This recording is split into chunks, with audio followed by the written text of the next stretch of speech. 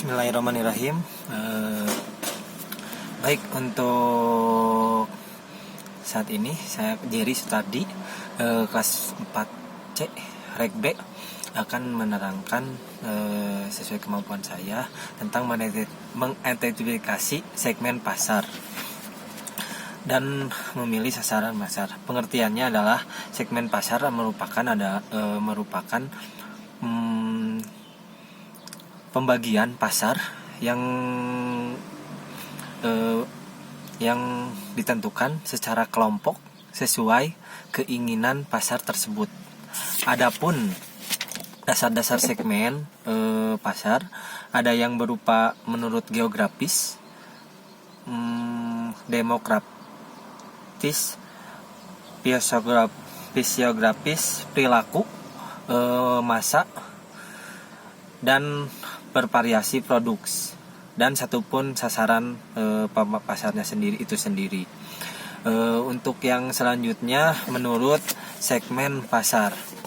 Menurut segmen pasar, penentuan konsumen dapat dalam sekelompok pasar produk sehingga para pembeli memiliki tanggapan yang hampir sama dan strategi pemasaran dalam penentuan posisi perusahaan. Jadi intinya mengelompokkan secara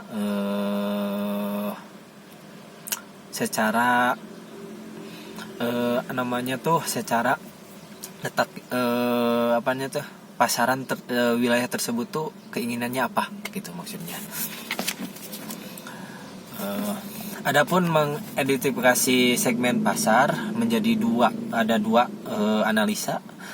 Menurut tujuan variabel segmentasi, yang kedua menurut karakteristik manusia dan organisasi. Menurut variabel dasar digunakan untuk membagi pasar ke dalam segmen-segmen. Adapun yang kedua menggambarkan atau mengurangi segmen tersebut. Karakter manusia dan organisasi itu tadi bisa disebut dengan dasar-dasar juga, hampir sama menurut geografis, demokratif, fisiografi, dan adapun yang lainnya pasar organisasi variabel untuk mengagmentasikan pasar organisasi meliputi ukuran pasarnya, tingkat perkembangan industri, tingkat sistem nilai tambah. Adapun yang lain, penetapan pasar sasaran adalah proses mengevaluasi, segmentasi, dan memfokusan strategi pemasaran pada suatu negara, provinsi, atau sekelompok orang yang memiliki potensi untuk memberi respon. Itu untuk penetapan pasar sasaran. Adapun dari evaluasi itu sendiri bisa menurut ukuran yang tadi mengevaluasi segmen pasar, bisa daya tarik untuk pelanggan tersebut. Adapun ancaman-ancamannya, ancaman ada persaingan yang intensif dalam segmen, adapun ancaman pendatang baru, dan ancaman produk substitusi, ancaman meningkatnya kekuatan tawar-menawar pembeli, ancaman meningkatnya kekuatan tawar-menawar pemasok. Untuk tujuan dan sumber daya perusahaan juga perlu mempertimbangkan tujuan dan sumber daya sendiri dalam kaitan dalam suatu segmen itu. Adapun penentuan produksi atau disebut positioning. Positioning adalah upaya identifikasi, pengembangan, dan komunikasi keunggulan yang bersifat khas serta unik. Dengan demikian, produk dan jasa perusahaan dipersepsikan lebih superior dan khusus dibandingkan dengan produk dan jasa pesaing dalam persepsi konsumen. Itu berarti untuk penetapan produksi dikhususkan ke produksi tertentu. Jadi tidak seperti pasar yang umum maksudnya. Adapun membangun strategi penetapan produksi bisa dibedakan.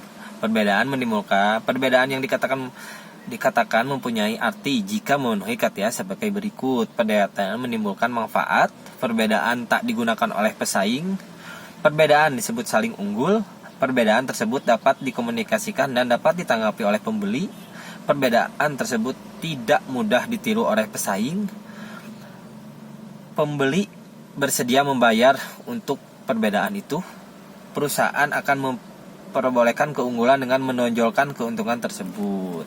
Itu untuk membangun strategi. Identifikasi kelompok pembeli bisa berupa pengalaman dan informasi yang ada, analisa klasifikasi silang, database, analisa AID, analisa teknik, pembentukan kelompok, analisa pengelompokan, atau pesta persepsi bisa. Adapun yang selanjutnya, memposisikan penawaran pasar sepanjang daur hidup produksi. Itu bisa membagi melakukan deviasi, peralatan untuk melakukan diferensiasi, dan definisi produk. Itu termasuknya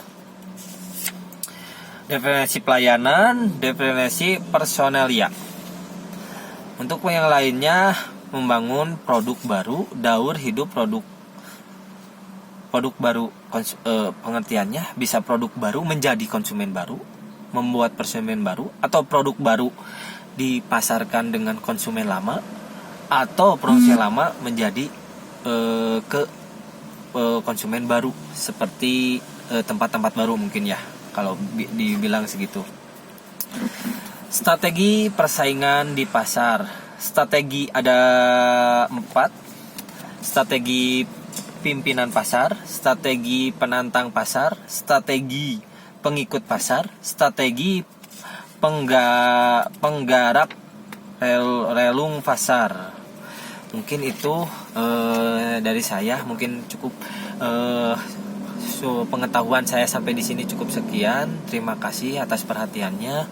Mohon arahan apabila ada kesalahan. Wabillahi hidayah. Wassalamualaikum warahmatullahi wabarakatuh.